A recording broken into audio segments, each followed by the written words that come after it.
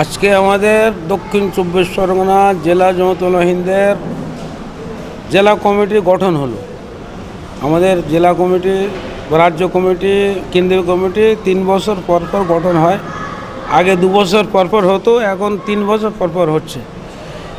এই সংগঠনে প্রথমে অঞ্চল কমিটি হয়, ব্লক কমিটি হয়, তারপর জেলা কমিটি। এই ফলাফল নিয়ে রাজ্য কমিটি গঠন হয়। সুতরাং এই কমিটি আমরা প্রথমে সদস্য সংগ্রহ করি। 2 টাকা করে বিভিন্ন গ্রামে গ্রামে ঘুরে মানুষের কাছে বুঝিয়ে জমিয়তুল উলামা হিন্দের সদস্য করি। এই সদস্যের ভোটের ভিত্তিতে কেন্দ্রীয় কমিটি তৈরি হয়, জেলা কমিটি হয়, রাজ্য। তা আজকে সেই জেলা কমিটি তৈরি হয়েছে। জামিয়াতে উলামার পক্ষ থেকে যেভাবে সংগঠনের মানুষেরা যেভাবে সাধারণ মানুষের পাশে রয়েছে সেটা আমরা দেখছি সর্বদা।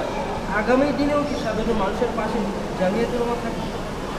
জমিয়তুল উলামা হিন্দের জন্মলগ্ন থেকে আজ পর্যন্ত এবং ভবিষ্যতে যতদিন দেশ থাকবে ততদিন জমিয়তুল উলামা সাধারণ মানুষ, অসহায় মানুষ, দেশের মানুষ, হিন্দু মুসলিম জাতি ধর্ম বর্ণ নির্বিশেষে বিভিন্ন মানুষের উপরে দাঁড়িয়েছে এবং সেবা করছে, আগামীতেও সেবা করবে।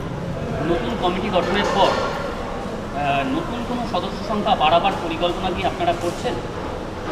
আমাদের গত টার্মে সদস্য ছিল 1.5 লক্ষ। এ টার্মের সদস্য হচ্ছে 2,45,000।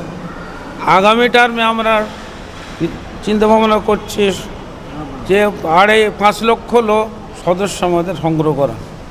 নবীন যারা নতুন কমিটিতে জয়েন করলো, সেক্রেটারি থেকে কোষাধ্যক্ষ থেকে সভাপতি পর্যন্ত, তাদেরকে কি বার্তা দেবে, কীভাবে তাদের কাজ করা উচিত? আপনারা তো প্রবীণ অনেক দিনের।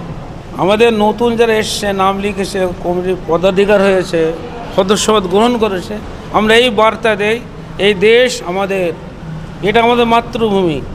মাতৃভূমির কোনো রকম ক্ষয়ক্ষতি না হয়। মাতৃভূমিতে যারা বসবাস করে আমাদের দেশের যত নাগরিক, যত ভাই, মিলেমিশে সবার সাথে থেকে জমিয়তুল উলামা হিন্দের এই কাজ করে যেতে হবে। এ দেশের জন্য লড়াই করে যেতে হবে, প্রত্যেক মানুষের সেবা দিয়ে যেতে হবে। এটা আমাদের তাদের কাছে অনুরোধ রাখবো এবং শিক্ষা দেব। কেন্দ্র সরকার যেভাবে ওয়াকফ বোর্ডের বিল নিয়ে এসেছেন, কি বলবেন এই বিষয়ে? ওয়াকফ বোর্ডের বিল সম্পর্কে আমরা আমাদের কেন্দ্রীয় জমিয়ত বলে দিয়েছেন যে সরকারের নিয়ত পরিষ্কার নয়। এতদিন প্রায় 1,500 বছর ধরে ওয়াকফ সম্পত্তি চলে আসছে একই নিয়মে, কোনো দিন পরিবর্তন কেউ করেনি।